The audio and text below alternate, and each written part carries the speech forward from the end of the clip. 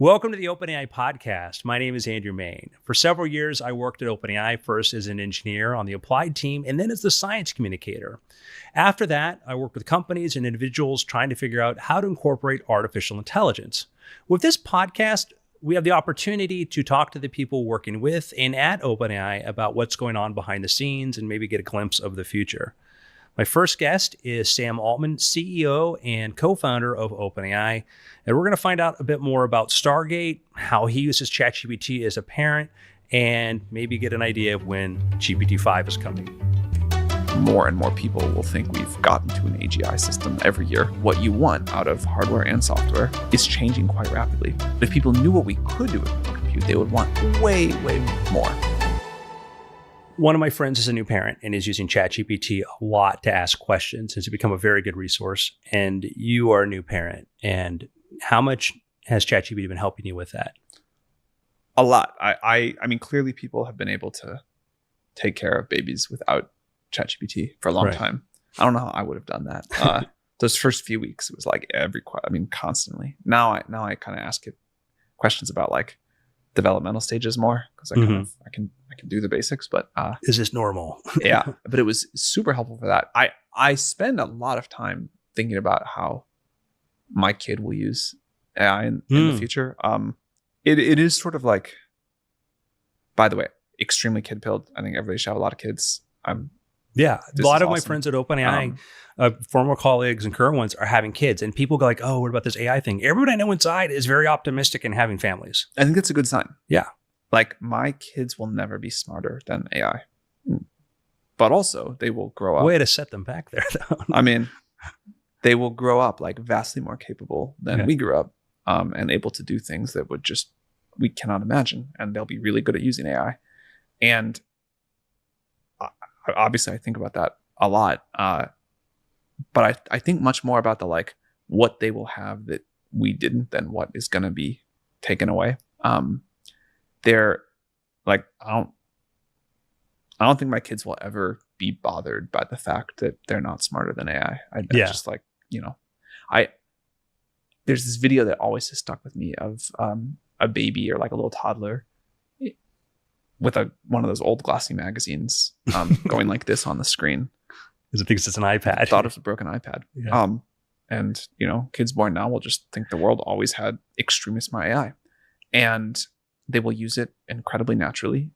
And they will look back at this as like a very, prehistoric time period. I saw something on social media where a guy talked about he got tired of talking to his kid about Thomas the Tank Engine.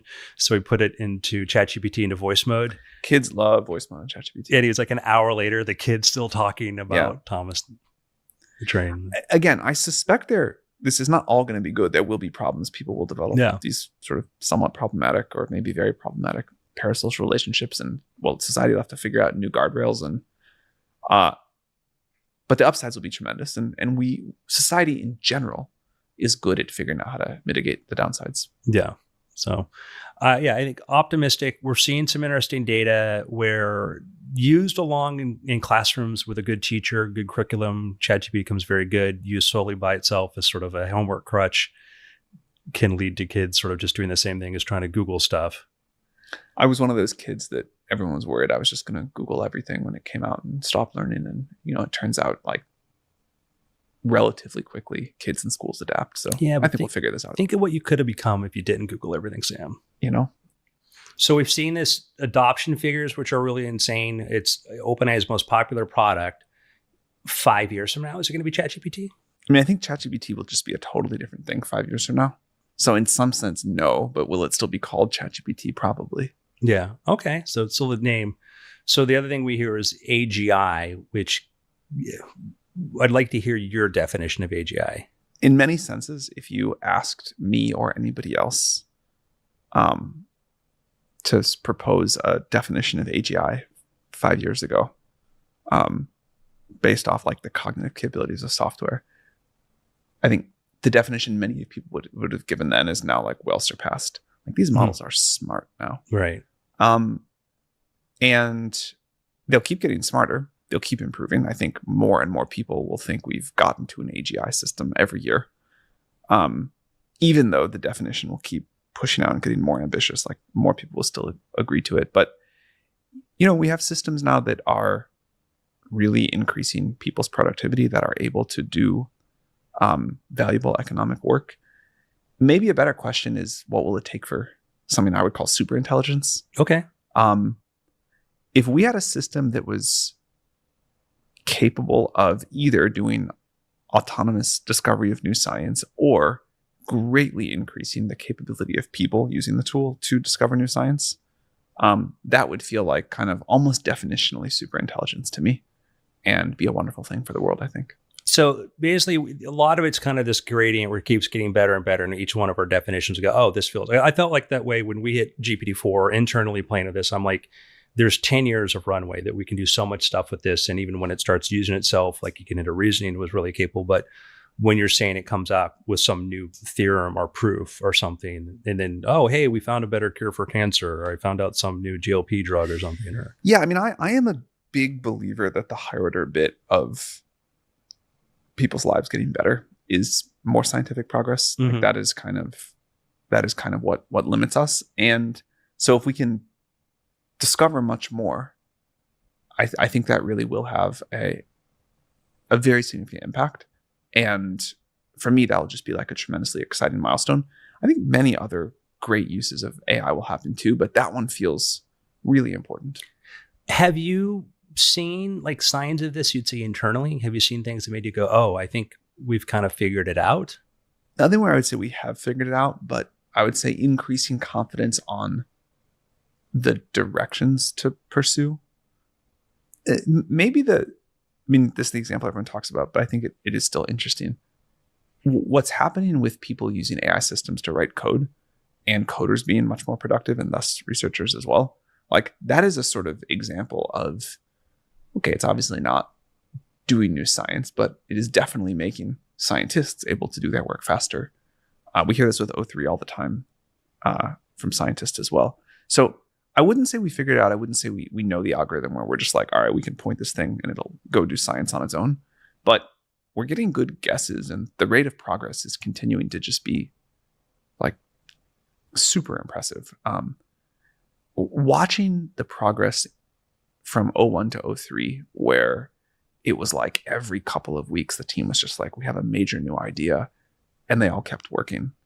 It was a reminder of sometimes when you like discover a big new insight, things can go surprisingly fast. And I'm sure we'll see that many more times. I noticed recently OpenAI just shifted the model in Operator to O3. Yeah. And I noticed a big improvement Way in better. Operator. And I'd say that the thing that we ran into before was brittleness, is that you have people who promise agentic systems, it can do all these things, but the moment it gets into a problem it can't solve, it falls apart. Interestingly, speaking of the AGI question, a lot of people have told me that their personal moment was Operator with O3. And there's something about watching an AI use a computer pretty well. Not perfectly, but it's not. Yeah. O3 was a big step forward that feels very AGI-like. It didn't really have that effect on me to the same degree, although it's quite impressive. But I've heard that enough times. Mine was with deep research, because that felt like a really agentic use of it. And that was when I came back and I produced something on a topic because I was interested in that was better than I've read before, because previously all those models would just get a bunch of sources, summarize it. But when I watched the system go out on the internet, get data, follow that, then follow that lead, and then follow back, then come back, like I would have, but better, was interesting. I met this guy recently. He's like one of these like crazy autodidacts, just obsessed with learning and knows about everything. And he uses deep research to produce a report on anything he's curious about, and then just sits there all day and has gotten good at digesting them fast and knowing what to ask next. And it is an amazing new tool for people who really have a crazy appetite to learn. I built my own app that literally lets me ask questions and it generates audio files for me of the stuff, because it's just like that. I'm like, my curiosity probably exceeds my retention. In Operator, I'll tell you the magical moment for me, and I'm curious to see where things go next, was I was doing a thing on Marshall McLuhan, and I wanted to get a bunch of images of Marshall McLuhan, and I asked it to do it. And then all of a sudden I had a whole folder full of these things, which was, for a research thing, would have taken me forever to do. Yeah, I think we're just going to keep seeing things like this where whatever we thought about what a workflow had to be like and how long something had to take is going to just change like wildly fast. Yeah. How are you using it? Deep research? Yeah. Science that I'm curious about. I'm just in this like weird place of I am extremely time strapped. If I had more time, I would read deep research reports preferentially to reading most other things, but I'm sort of short on time to read in general. Yeah. What's neat too is the sharing feature, which I love because now it's easy to share that with somebody else. The PDFs are great and that's cool. And I would say that even though we have deep research, we have these tools, there is a model race going on. And so the question comes up is like GPT-5. And the idea is that with a system like that, we should see an increase in capabilities. What is the time frame for GPT-5? When are we going to see this? Probably sometime this summer. Right. I don't know exactly when. One thing that we go back and forth on is how much are we supposed to like turn up the big number on new models versus what we did with GPT-4o, which is just better and better and better and better. And when I had to handle the recent GPT-4, right, when that was coming out. And meanwhile, I had to kind of do this test off between that and 3.5. And 3.5 kept getting better and better and better. And the comparisons I was able to make were changing. And so that's my question is like, yeah, would I know GPT-5 versus, wow, this is a really good GPT 4.5? Probably not necessarily. I mean, it could go either way, right? You could just like keep doing iterations right. on 4.5, or at some point you could call it 5. It used to be much clearer. We would train a model and put it out, and then we would train a new big model and put it out. And now the systems have gotten much more complex, and we can continually post-train them to make them better. We're thinking about this right now. Like every time, let's say we launch GPT-5, and then we update it and update it and update it. Should we just keep calling those GPT-5 like we did with GPT-4o? Or should we call those 5.1, 5.2, 5.3 so you know when the version changes? I don't think we have an answer to this yet, but I think there is something better to do than the way we handled it with 4o. And we see this periodically. Like sometimes people like one snapshot much better than another, and they might want to keep using one. And we gotta figure something out here. Yeah, that's the challenge is, even if you're technically inclined, you can kind of understand, okay, if there's an O before it, I know this. But if I want, but then even then it's not clear. Should I use O4 mini? Should I use O3? Yeah. Should I use this? I think this was like an example of, this was an artifact of shifting paradigms. Mm-hmm.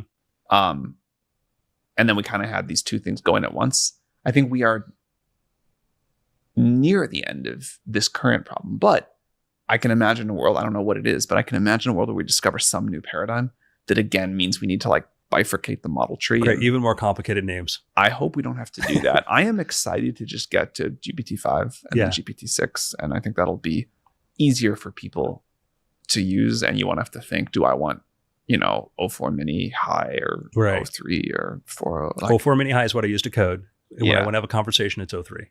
I think we will be out of that whole mess soon. For now. It's fun to have choice when you know what they mean, but it's still, I think one of the things that's made these things more capable, but also harder to understand where the capability is coming from is integrations of things like memory. And memory started off as one very simple thing, and now memory's got a lot more sophisticated. Memory is probably my favorite recent ChatGPT feature. Mm-hmm. The first time we could talk to a computer, like GPT-3 or whatever, that felt like a really big deal. And now that the computer, I feel like it kind of like knows a lot of context on me. And if I ask it a question with only a small number of words, it knows enough about the rest of my life to be pretty confident in what I want it to do. Sometimes in ways I don't even think of. Like that has been a real surprising like level up. So I hear that from a lot of other people as well. There are people who don't like it, but most people really do. I think we are heading towards a world where if you want, the AI will just have like unbelievable context on your life and give you these super, super helpful answers. Which for me is cool. The fact you can turn it off is also great.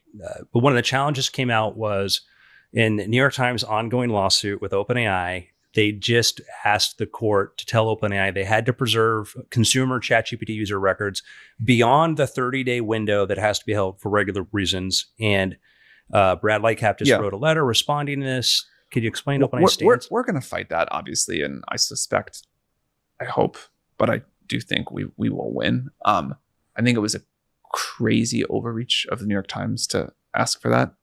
This is someone who says, they value user privacy, whatever. But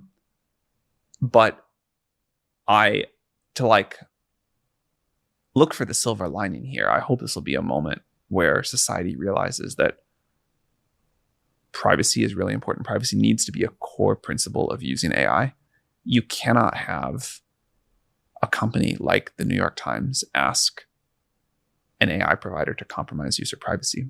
And I think society needs to, I think it's really unfortunate the New York Times did that. But I hope this accelerates the conversation that society needs to have about how we're going to treat privacy and AI. And I hope the answer is we take it very, very seriously. People are having quite private conversations with ChatGPT now. ChatGPT will be a very sensitive source of information. And I think we need a framework that reflects that. So that brings up the other question from people who are using this or skeptical, is that OpenAI now has access to this data. And there's the concern, one was about training, which OpenAI has been very clear about when or when not it's training. You have the option to turn that off.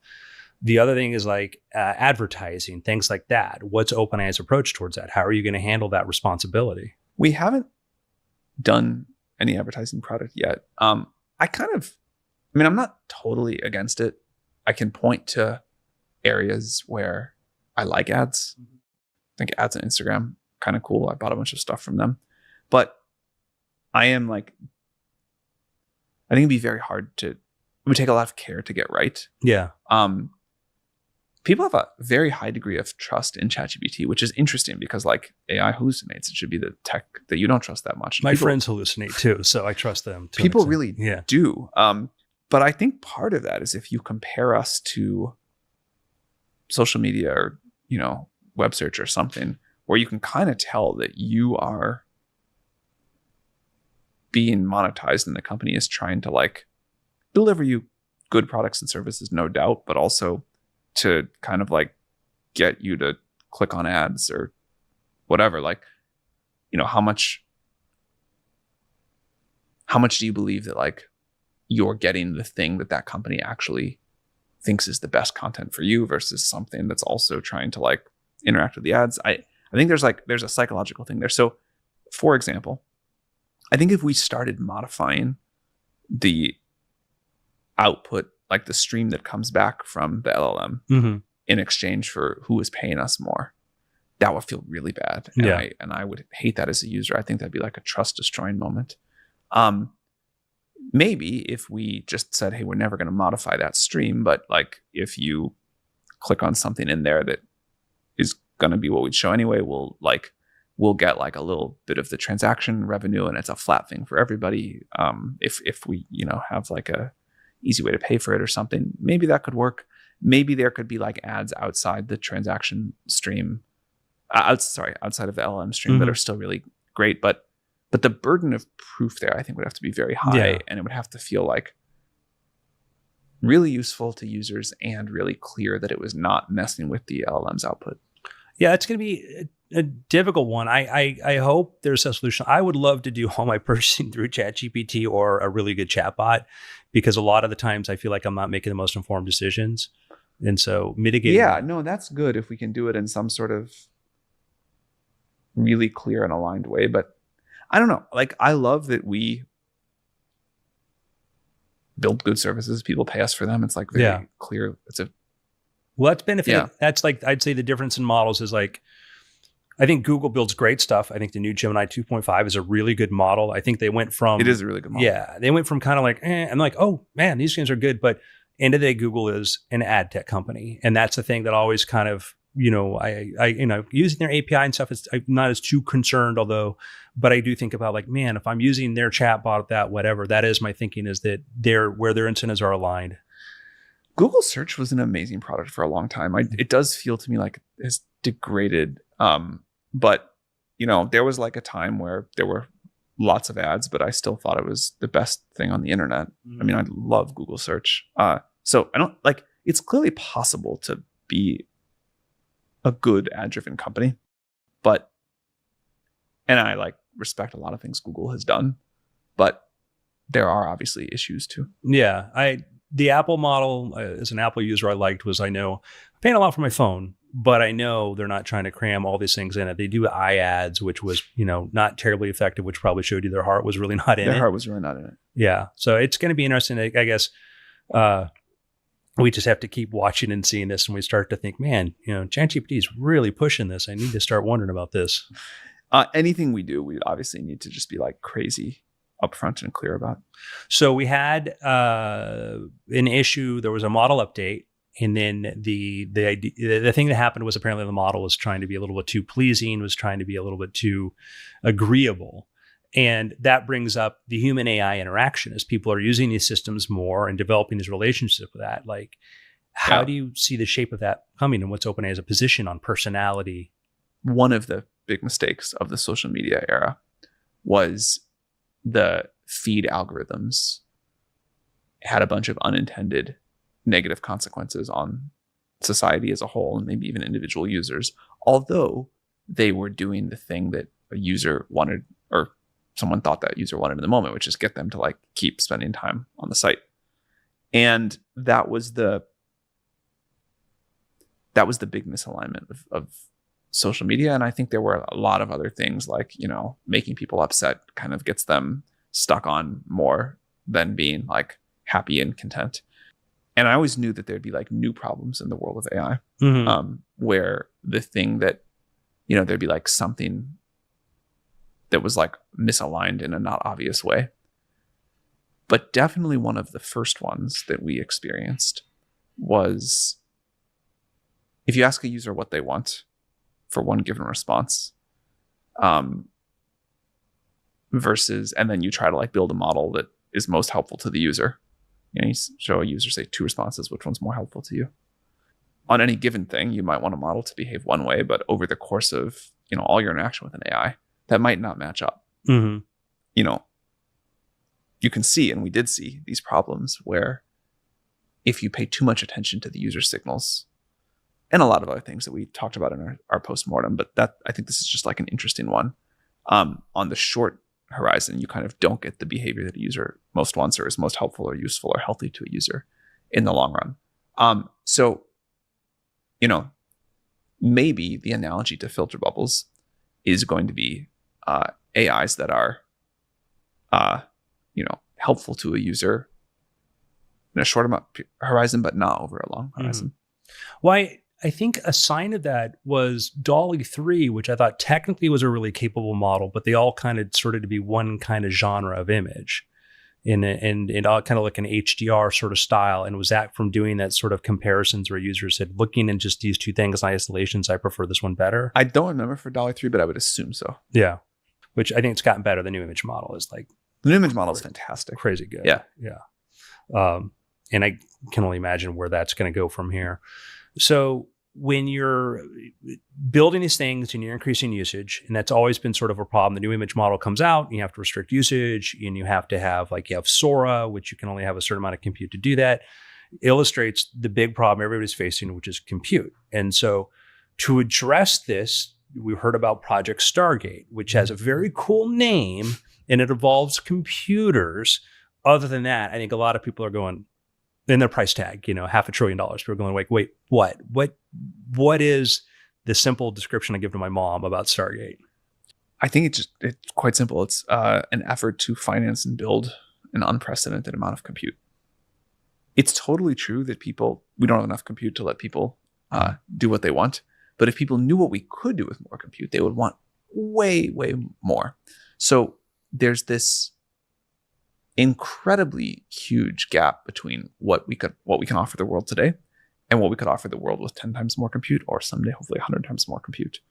And a thing that is different about AI than other technologies I've worked on, or at least AI at the scale of delivering it usefully to hundreds of millions, billions of people around the world, is just how big the infrastructure investment has to be. And so Stargate is an effort to pull a lot of capital and technology and operational expertise together to build the infrastructure to go deliver the next generation of services to all the people who want them and make intelligence as abundant and cheap as possible. So it is a massive project, global project. We talked about before, one of the partners is the UAE. You're working at that. You're working with other governments around the world on this. One of the considerations is, been asked on social media, $500 billion, $500 billion. Do you have the money? We don't literally have it sitting in the bank account today, but Correct. we are. Is it in the room right now? It's not in the room today. But we will deploy it over the next, not even that many years. Unless something like really goes wrong and it turns out we can't build these computers, I'm confident that people are good for it. I went recently to the first site that we're building out in Abilene. That'll be about, roughly 10% of all of the initial commitment to Stargate, the sort of 500 billion. It's incredible to see. Yeah. It is like I knew in my head what a order gigawatt scale site looks like, but then to go see one being built, and the like thousands of people running around doing construction and going to stand inside the rooms where the GPUs are getting installed and just look at how complex the whole system is and the speed with which it's going is quite something. We'll have more to share about the next sites soon, but there's a great quote about a pencil, just like a standard, wood and graphite pencil, and how no one person could build it. And it's this magic of capitalism, this miracle really, that the world gets coordinated to do these things. And standing inside of the first Stargate site, I was really just thinking about the global complexity that it took to get these racks of GPUs running. When you get your phone out and you type something into ChatGPT and you get the answer back, you probably, at this point, you probably don't even think that's particularly surprising. You just expect it to work. There was a time, maybe the first time you tried, where that is really amazing. But the work that happened over the last 1,000, or at least many hundreds of years, of people working incredibly hard to get these hard-won scientific insights, and then to build the engineering and the companies and the complex supply chains and kind of reconfigure the world that had to happen to get this rack of magic put somewhere. Think about all the stuff that went into that, and trace it all the way back to people that were just digging rocks out of the ground and seeing what happened. So that you now get to just, type something into ChatGPT and it does something for you. I read a behind the scenes story about the development of Project Stargate and the international partnerships, particularly the UAE, and that Elon Musk had tried to derail that. And what have you seen? What have you heard? What's the take on that? I had said, I think also externally, but at least internally, after the election, that I didn't think Elon was going to abuse his power in the government to unfairly compete. And I regret to say I was wrong about that. I don't like being wrong in general, but mostly I just think it's really unfortunate for the country that he would do these things. And I genuinely didn't think he was going to. I'm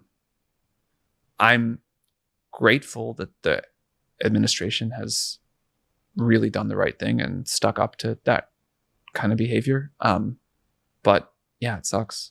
Well, I think the thing that's changed, and I think Greg Brockman just talked about this, where there was a couple years ago where people thought okay, whoever gets there first is the winner and that's it, and the game is over. And now we realize there are great AI labs elsewhere. Anthropic is building great tools. I think Google's really got its game up. There's good stuff happening everywhere, and it's not going to be that one person runs away with it. I agree. And so it seems... The example that I like the most is the discovery of AI was analogous to this, not perfect, but close, to the discovery of the transistor in many surprising number of ways. But many companies are going to build great things on that. And then eventually it's going to seep into almost all products. But you won't think about using transistors all the time. So yeah, I think a lot of people are going to build really successful companies built on this incredible scientific discovery. And I wish Elon would be less zero-sum about it. I think... Or negative-sum. I think the pie is just going to get bigger and bigger if we think about that. I was just at an energy conference, and it was interesting talking to the people who were involved in energy production and stuff, and hyperscaling, the term they used for this was a topic. And that does bring up like the energy requirements. I know that for like Grok 3, apparently, I guess they had to put generators in the parking lot to be able to train that model. And that's the question, is like, where is the energy going to come from? Money, I understand. Energy, to think of when we talk about the scale of the energy needed. I think kind of everywhere. Right. I think it's a big mix right now. Eventually, I think I'm very excited about advanced nuclear, both fission and fusion. But for now, I think it's a whole mix of the entire portfolio. Right. Gas, solar, really nuclear, everything. So all of the above and stuff. Yeah, I was talking to people that some of them worked in areas like in Alberta where they said we have a lot of access to energy and not as much use for it there, et cetera. And it's just this total picture I hadn't even thought about. Traditionally, it's very hard to move energy around the world. Most kinds. But if you exchange energy for intelligence and then move the intelligence around the world, it's much easier. So you could put the giant training center or even the big inference clusters in a lot of places and then just like ship the output over the internet. There was a speaker at OpenAI came to an event, and somebody was working, I think it was the James Webb Space Telescope. And he talked about his biggest bottleneck was they're about to get all of this, terabytes of data, but he doesn't have enough scientists to work on it. Doesn't have enough people to go through the data. And here we have these answers about the universe, whatever in front of us, and it's like a big data problem.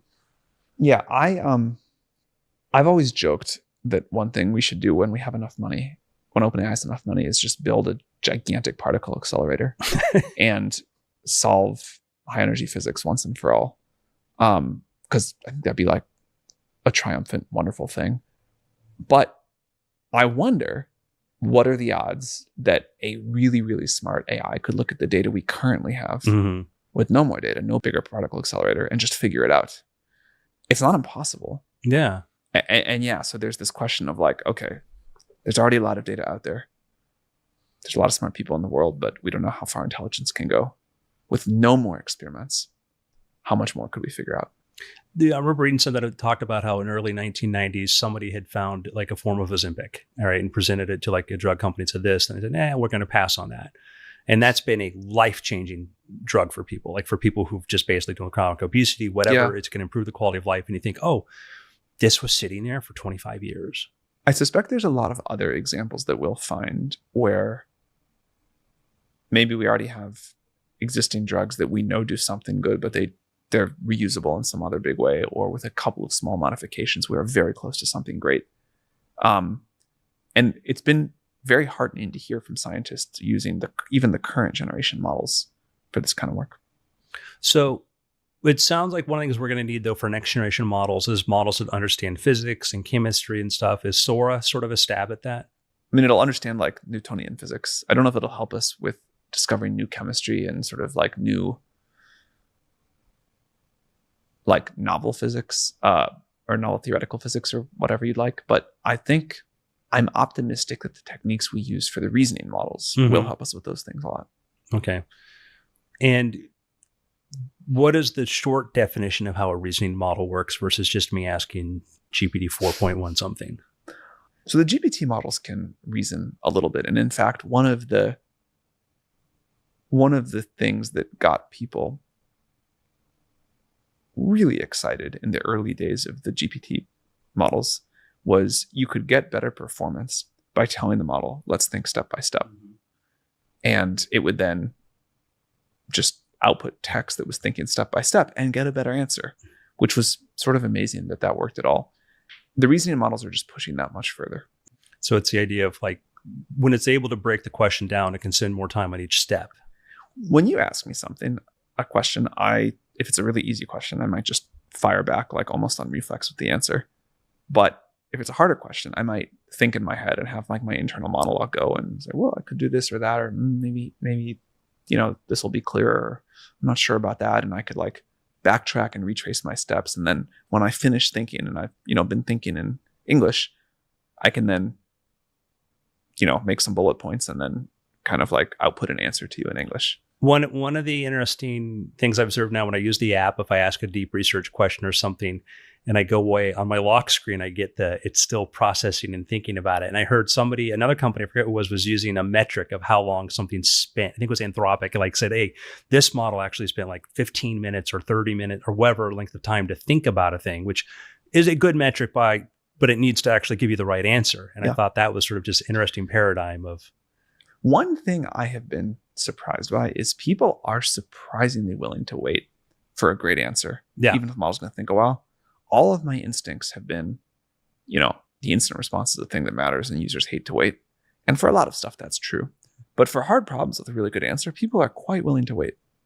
Yeah. So we have all these tools, all these things. So far, I'm using my phone. And now OpenAI just announced that you guys are building hardware. You had the video with you and Johnny Ive talking about you guys have been talking about and collaborating for a couple of years. Obviously, you can't. I could ask you, is it on you right now? No, it is not. All right. It's going to be a while. Okay. We're going to try to do something at like a crazy high level of quality. And that does not come fast. But computers, software and hardware, just the way we think of current computers, were designed for a world without AI. And now we're in like a very different world. And what you want out of hardware and software is changing quite rapidly. You might want something that is way more aware of its environment, that has way more context in your life. You might want to interact with it in a different way than like typing and looking at a screen. And we've been exploring that for a while, and we've got a couple of ideas we're really quite excited about. I think it will take time for people to get used to what it means to use a computer in this kind of a world, because it is so different now. But if you like really trusted an AI to understand all the context of your life and your question and make good judgments on your behalf, where you could like have it sit in a meeting, listen to the whole meeting, know what it was like allowed to share with who and what it shouldn't share with anyone, and kind of what your preferences would be. And then you ask it one question and you trust that it's going to go do the right follow-ups with the right people and do like, you can then imagine a totally different kind of how you use a computer to get done what you want.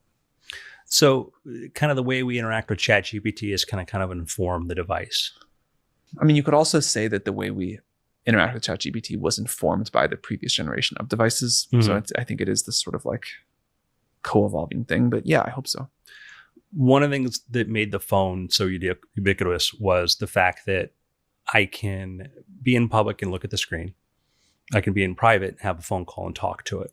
And I think that's one of the challenges for new devices, is that trying to bridge that gap between what we use in public and private. Phones are unbelievable things. I mean, they are really fantastic for a lot of reasons. And you can imagine one new device that you could use everywhere, but also like there's some things that I do differently publicly and privately. Mm-hmm. Like at home, I've got a great stereo system to listen to music. And when I'm walking the world, I use AirPods and that doesn't bother me. Yeah.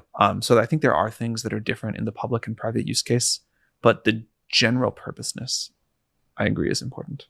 Yeah. Follows you with it. So nothing yet until maybe next year. It's going to be a while. All right. It will be worth the wait, I hope, but it's going to be a while. Okay. I'm excited and curious. I have thoughts. So if you're giving advice to a 25-year-old right now, what do you tell them? I mean, the obvious tactical stuff is probably what you'd expect me to say, like learn how to use AI tools. It's funny how quickly the world went from telling, the average 20-year-old to 25-year-old, learn to program, to programming doesn't matter, learn to use AI tools. I wonder what will be next, but of course there will be something next. But that's very good tactical advice. And then on the sort of like broader front, I believe that skills like resilience, adaptability, creativity, figuring out what other people want, I think these are all surprisingly learnable. And it's not as easy as say like go practice using ChatGPT, but it is doable. And those are the kind of skills that I think will pay off a lot in the next couple of decades. And would you say same thing, a 45-year-old is just learn how to use it in your role now? Yeah, probably. Whenever we have whatever your personal definition of AGI, will more people be working for OpenAI after then? or before? More. So, yeah, I see a lot of online people like, they're so good. Why are they hiring people? I'm like, because computers can't do everything. They're not going to do everything. The slightly longer answer with more than one word is that there will be more people, but each of them will do vastly more than what one person did, in the pre-AGI times. Right. Which is the goal of technology. Yeah.